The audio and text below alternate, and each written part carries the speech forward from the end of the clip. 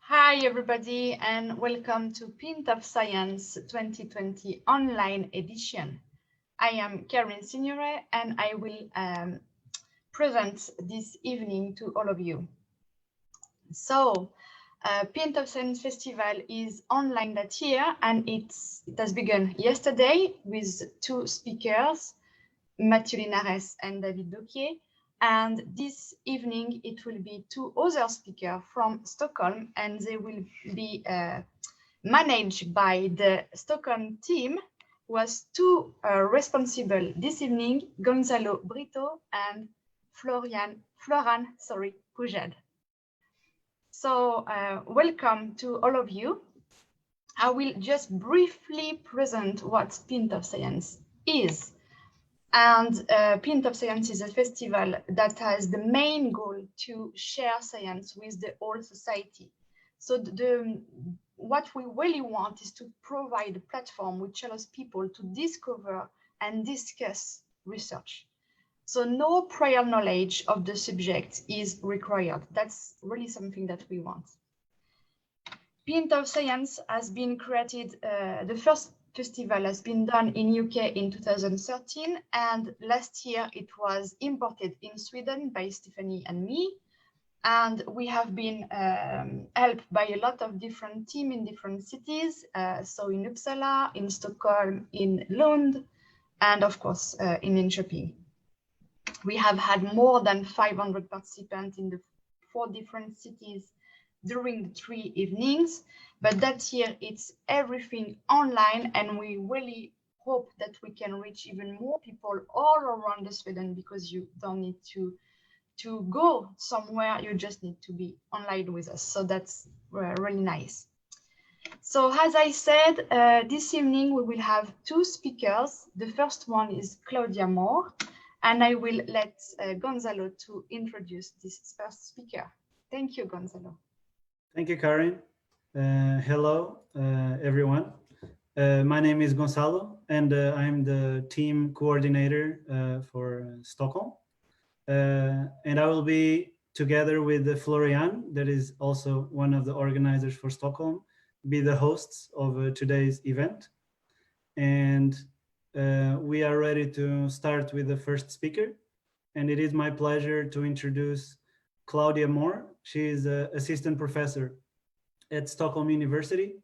And the title of her talk is Aerosols, Clouds and Climate, Measurements of Tiny Particles Around the Globe to Understand a Big Problem. So I will hand over to Claudia. Yeah, just one thing before, I just said that I will record this presentation and it will be live on Facebook at the same time. Okay? So I begin the recording now. So you know. Yes. So please. One of the things for people to keep in mind, you are welcome to ask questions during the presentation or save them for the end when we can discuss after Claudia's talk. Okay, then I'll try to share my screen.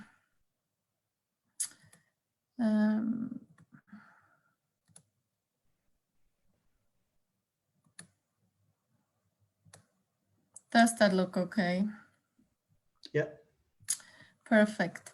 Yeah, so good evening and thanks to everyone who's kind of participating tonight, even though we cannot meet in a pub. And I hope some of you still managed to grab a beer or something.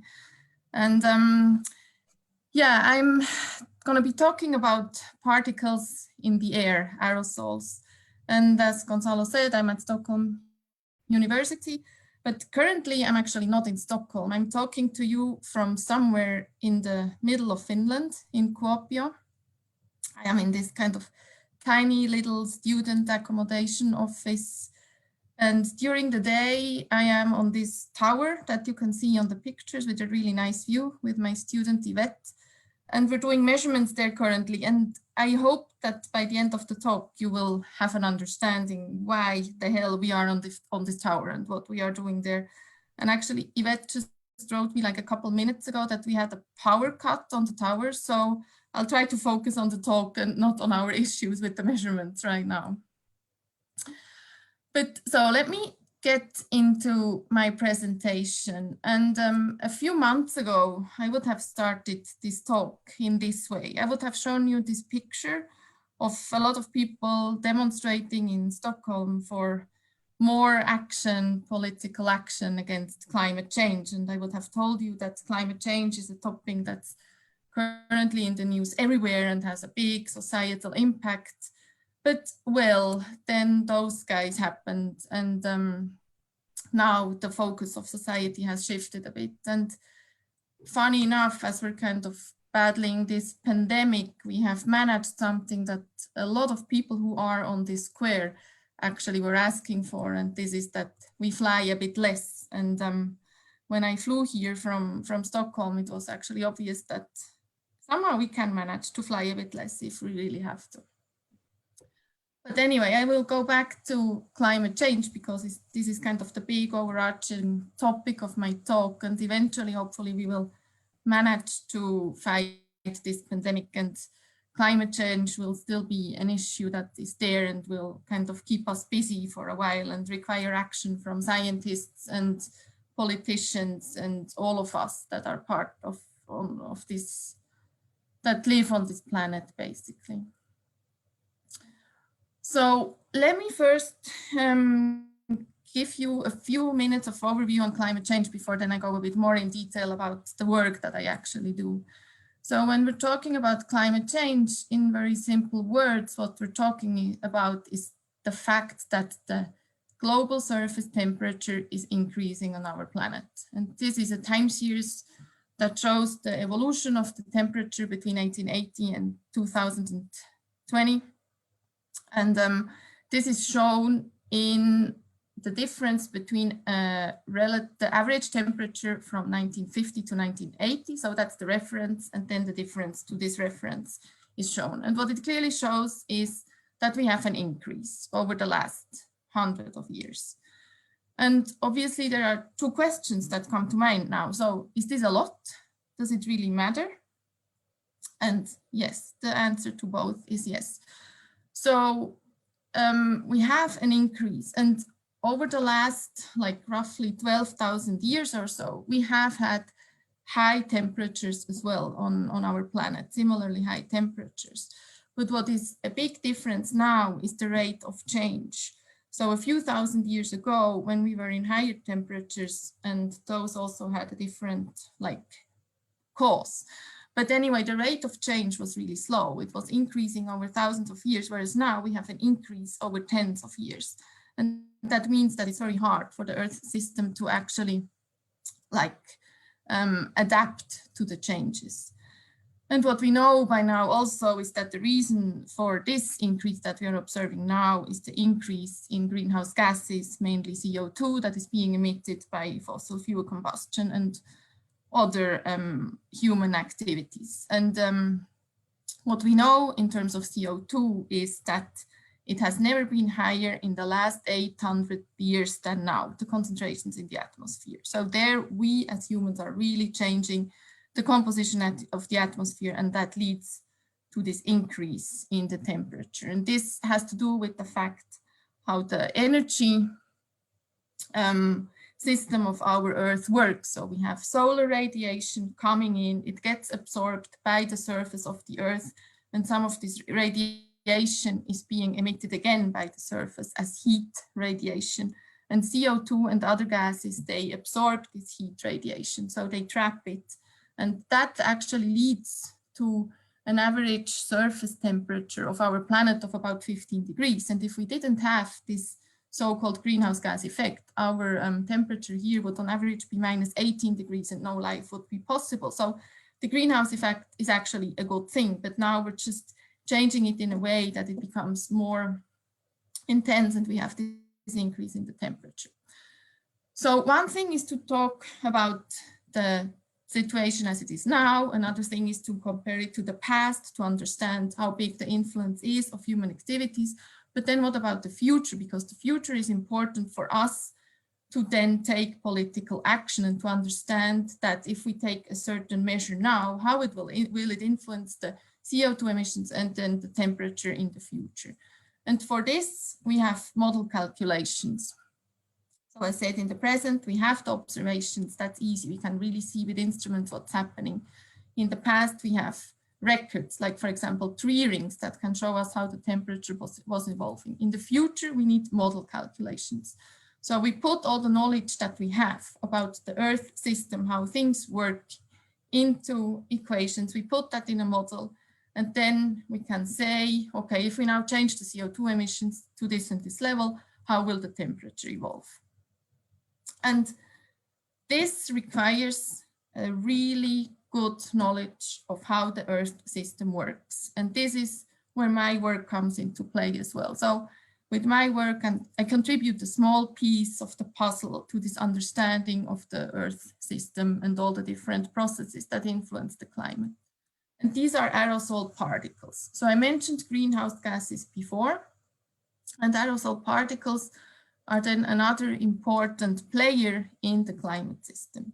So those are tiny particles in the air. On the right-hand side, you can see their size in comparison to a human hair. In blue are a bit bigger particles, 10 micrometer size. That's like dust, pollen, and so on. And then in red, we have the even smaller particles from combustion and so on, with a diameter of 2.5 micrometer on average. So these particles are really small, and they can have many different sources, and that is shown then on those pictures on the left. So we have human activities that emit particles into the air, and in an urban environment, when we talk about air quality, we usually use the word particulate matter or smoke, and also smoke. This is all aerosols. And then we have natural emissions. This can be sea salt, so the breaking waves that leads to sea salt particles, or also the trees, they emit certain compounds that can form particles in the atmosphere. So what follows from this essentially that we have a lot of different sources. They can be natural or human-made. They all emit tiny particles, and they have implications for air quality and also the climate. So how do those aerosol particles influence the climate? So they can do this in two ways, if we simplify it. On the one hand, they can directly interact with the solar radiation. So they can, depending on their chemical composition and how they look like, their physical properties, they can scatter light back to space, or they can absorb light. And if they scatter it back, that has a cooling effect. If they absorb it, that has a warming effect. That's the direct effect.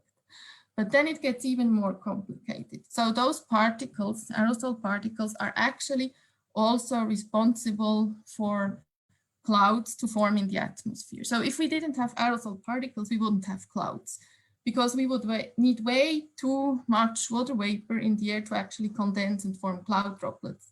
And if we have aerosol particles, that provides a surface where the water vapor can condense on. So depending on what kind of particles we have, how big they are, what their composition is, they will be more or less effective in forming clouds.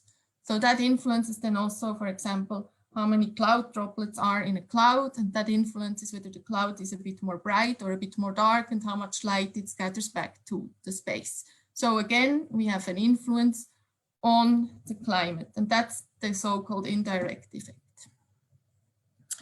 So all of this is highly influenced by the chemical composition of these particles. So because depending on what their compounds are, that will decide what their effects are, how they, have effects on air quality, or also how they interact with radiation or form clouds. Plus, if we know the chemical composition, we can also then, in some kind of detective work, try to figure out what the sources are. Because, as I said, we have like natural sources, we have anthropogenic sources, the compounds can mix in the atmosphere. So we have highly complex mixtures in these tiny particles where we can have organic compounds, inorganic compounds, there can be dust, sea salt, a mix of everything. So what we actually need is instrumentation to look at this chemical composition. And this is basically what I do. So with this box that we bring in different places, This is actually a very powerful box, and the development that has happened in the last 10 to 20 years, I would say, of analytical instruments for the analysis of the chemical composition of particles is really amazing. And we are now able with, so this is a mass spectrometer, with an instrument like this to measure the chemical composition of these tiny particles in real time. So we get the measurement in every second, and like even down to molecular level of the compounds. So with this really detailed information, then that allows us to really go back and understand the effects and sources better. And this is essentially my daily work. And now I'm just going to show you a few examples of what we do with analysis of the chemical composition. And in the end, the goal is really to get as good idea as possible of the processes of formation and properties of those aerosol particles in different regions of the world, where, you know, you have big cities, you have big forests, you have deserts, and we want to understand this so that in the end we have a global picture of the importance of aerosol particles, their properties, and how they influence the climate. So just to name a few examples, we went, for example, to Ny-Ålesund on Svalbard in the Arctic to look at the composition there. The Arctic is very vulnerable to climate change. The snow and ice is melting, there will be lots of changes. So to understand there, the role of aerosols in climate is really important.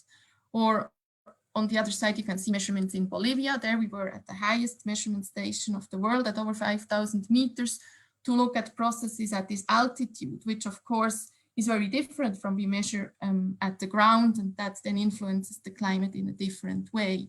Or in Delhi, India, where we have a city that has massive air pollution problems, where we try to understand what the sources are of the pollution and then what influences these high levels.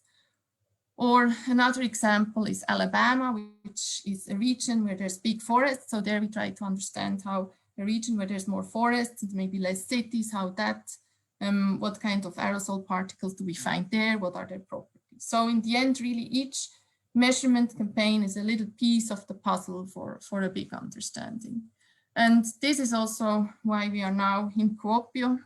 In Kuopio, there is a nice tower, 75 meters high, and the top is often in clouds and the bottom not. So it's kind of a specific measurement location. The tower is a bit of a hill.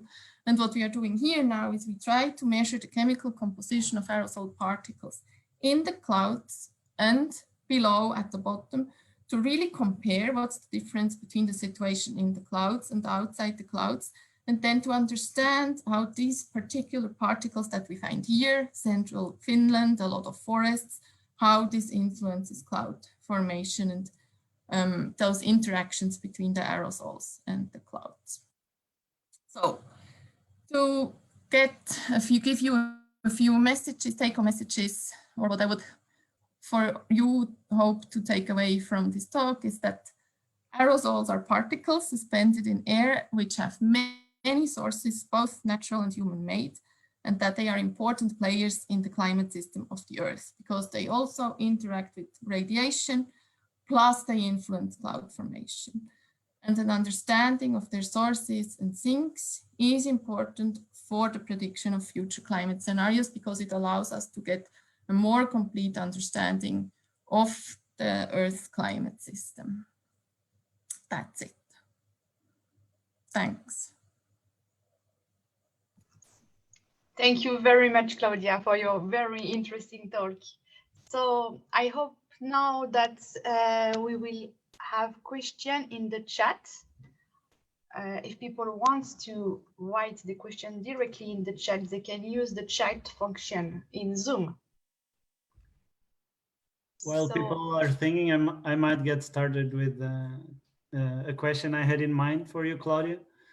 In the past, we had the chance to talk about how there is a whole interest now about the particles in the air, especially because of Corona, and how this is also raising the sort of this interest of how particles are retained in the air and how pollution affects that and how it can also affect the spreading of the virus. I would just like to hear a little bit about your your perspective on it and how this might maybe help learning more about this type of research, and what are the new challenges ahead? That's a really good question. Like, you have to stop me if I now give another talk of 20 minutes.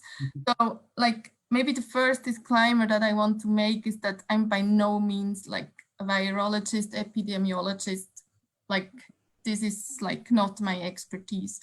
And a lot of what is being discussed in our community is, of course, that aerosol particles may be a means for the virus to travel from the body of one person into a room and then to the next one. And it depends on where you check. Like in the US especially, I feel like the debate is very heated, like where a lot of people seem to think that like the virus is being transmitted by aerosols. I think there is still a lot of open questions in that regard. It's for sure possible that it's not only droplets, like bigger particles, but also smaller particles, aerosol particles, that they can carry the virus. But about, you know, virus load and how important that is, I think we don't have a complete understanding.